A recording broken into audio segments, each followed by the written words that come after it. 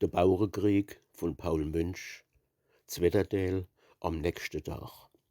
Es war am frühen Morgen. Im ersten Sonnenschein glänzt übers Land rüber wie lauter Gold der Rei.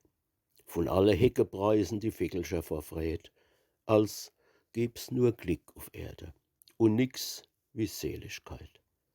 Doch guck, da kommt ein Mädchen so traurig von der Burg, halt sich die Händ vors Käppchen und Tränentropfen durch. Es gräunt und abwärts geht se, weiß nicht, wo's anne will.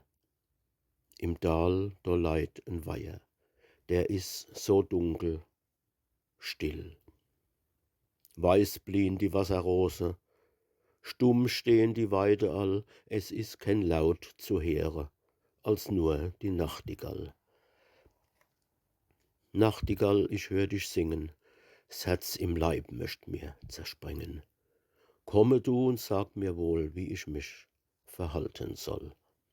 Nachtigall, wo ist gut wohnen? Bei der Linde, bei der Dohlen, bei der Schönfrau Nachtigall. Grüß mein Schatz viel tausendmal.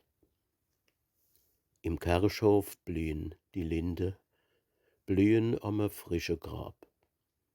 Die Nachtigall pfeift traurig ihr Lieder aus'm Lab.